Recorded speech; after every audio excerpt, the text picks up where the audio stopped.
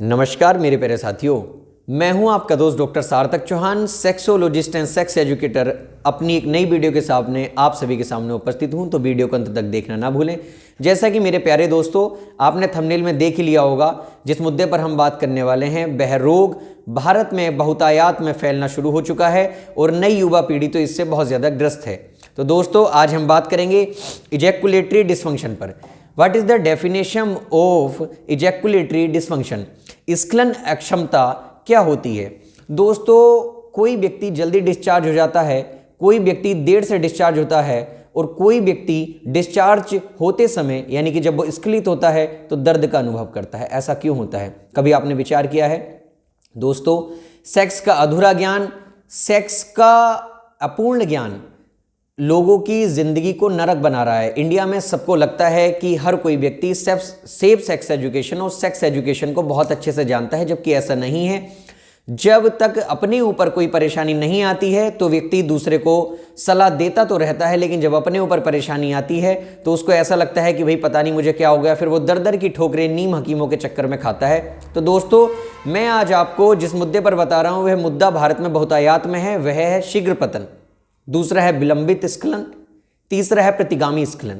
अब इसको इंग्लिश में क्या कहते हैं, हिंदी में क्या कहते हैं, इसका मतलब क्या है, तो वीडियो को अंत तक देखना ना भूलें। दोस्तों सबसे ज़्यादा जो लड़कों में पुरुषों में जो समस्या आ रही है वो है जल्दी डिस्चार्ज होने की, जिसको शीघ्र पतन की समस्या बोलते हैं। हर किसी को लगता है कि हमारा फर्स्ट राउंड जो है आधा घंटे 1 घंटा चलना चाहिए। दोस्तों क्या ये सोचना कितनी हद तक सही है, इस वीडियो में आप पूरा क्लियर होकर के समझ लेंगे।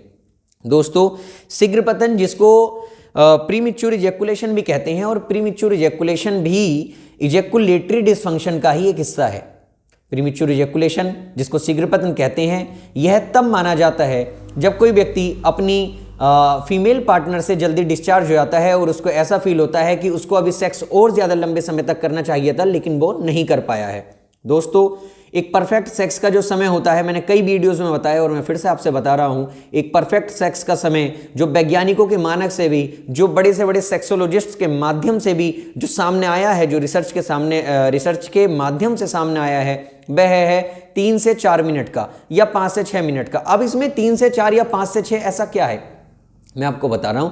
डॉक्टर हरनारायण कोकचाई किताब के अनुसार यदि मैं आपको बताऊं तो स्वीडन में 1989 में एक प्रतियोगिता हुई थी 1989 में, जिसमें जो प्रथम सेक्स की जो प्रतियोगिता थी उसमें प्रथम आने वाले दंपत्ति का जो समय काल था वो 25 घंटे 37 मिनट था। अब क्या आप सोचेंगे कि 25 घंटे 37 मिनट, अरे साहब ऐसे कैसे सेक्स हो सकता है? दोस्तों मेरे प्यारे साथियों, सेक्स को जैसा आप समझते हैं कि पेनिस को वेजाइना के अंदर इंसर्ट करना, ऐसा नहीं होता है। सेक्स का माध्यम है अपने पार्टनर से प्रेम भरी बातें करना, उसके शरीर के साथ खेलना, फोरप्ले करना, उससे मीठी मीठी बातें करना।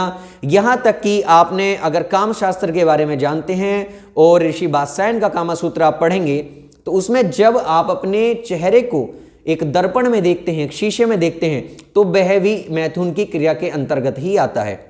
दोस्तों शीघ्र पतन का रोगी वह व्यक्ति माना जाना चाहिए जो अपनी फीमेल पार्टनर से बहुत ज़्यादा जल्दी डिस्चार्ज हो जाए। शब्दों पर ध्यान देना दोस्तों, बहुत ज़्यादा जल्दी का मतलब होता है कि वो 50 से 60 धक्के भी ना लगा पाए, 15 से 20 धक्कों में, यानी कि जब वो घर्षण कर रहा है अपने उत्थित खड़े लिंग से, तो वो जब डिस्चार्ज हो जाता है तो ऐसे व्यक्ति को शीघ्र पतन का रोगी मानना चाहिए, अन्यथा नहीं।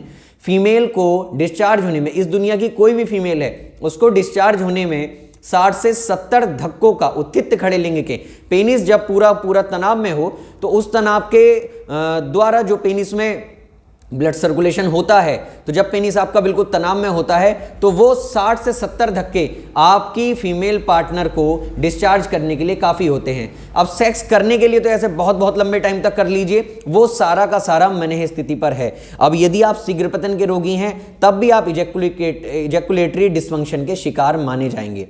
दोस्तों अब मैं आपको दूसरी एक प्रॉब्लम बता देता हूं। कई केसेस मेरे सामने आए हैं, शीघ्र पतन के तो दिन प्रतिदिन बढ़ने पे ही हैं और आ ही रहे हैं लोग, लेकिन मैं आपको एक चीज़ और बता देता हूं।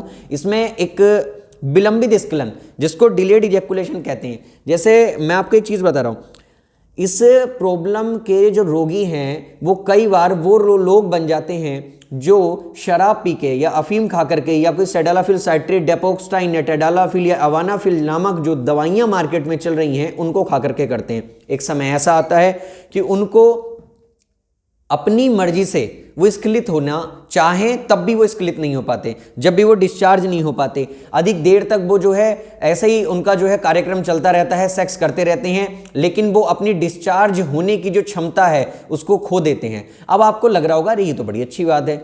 दोस्तों ये बिल्कुल भी अच्छी बात नहीं है।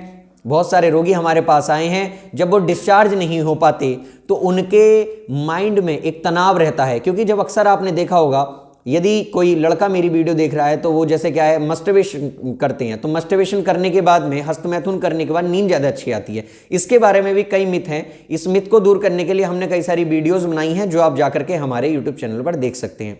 दोस्तों इजैकुलेटरी डिसफंक्शन की जो ये शिकायत है ये इंडिया में बहुत ज़्यादा फैल रही है। पहले नंबर पे शीघ्र पतन है, दूसरे पे है विलंबित स्खलन यानी कि डिलेड इजैकुलेशन। दोस्तों ये समझ लीजिए, मैं आपको एक बात क्लियर कर देता हूं, यदि इन दोनों में से भी ये चीज़ें असामान्य हो रही हैं तो तुरंत हमसे कॉल करके आप संपर्क कर सकते हैं। और तीसरा है दोस्तों इसमें प्रतिगामी स्खलन।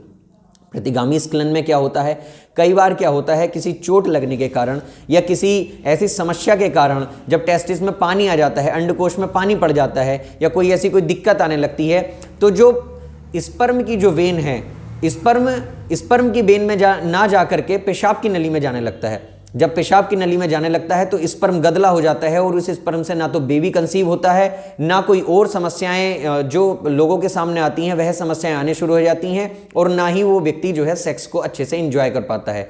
शीघ्र पतन का रोगी भी सेक्स को अच्छे से एंजॉय नहीं कर पाएगा क्योंकि वो जल्दी डिस्चार्ज हो जाएगा और उसकी पार्टनर जो है अधूरी रह जाएगी। तो ऐसा यदि कोई रोगी है तो तुरंत हमसे संपर्क कर सकते हैं। विलंबित स्खलन यानी कि जिसको जो है डिलेड इजैकुलेशन कह देते हैं, ये अधिक देर तक चाह करके भी डिस्चार्ज नहीं हो पाता है। तो ऐसा रोगी भी यदि कोई है तो वो हमसे संपर्क कर सकता है। दोस्तों मैं आपको एक चीज़ और क्लियर कर देता हूं कि सेक्स एजुकेशन इंडिया में बहुत ज़्यादा ज़रूरी है। कभी भी ये ना सोचें कि हमें बहुत अच्छी सेक्स एजुकेशन आती है, डॉक्टर साहब तो ऐसे ही कह रहे हैं, या किसी भी डॉक्टर से आप सलाह ले सकते हैं अपने नज़दीकी। और प्रतिगामी स्खलन है तो आप गंभीर बीमार हो सकते हैं। इससे आपको टेस्टिस में पानी पड़ सकता है, इससे आपके टेस्टिस खराब हो सकते हैं, इससे आपका पेनिस जो है कभी भी खड़ा नहीं हो सकता है। ऐसी दिक्कतें यदि किसी के भी सामने आ रही हैं तो तुरंत हमसे संपर्क कर सकता है। और ऐसी ही वीडियो के लिए हमारे चैनल पर बने रहिए और वीडियो को अंत तक देखने के लिए बहुत बहुत धन्यवाद।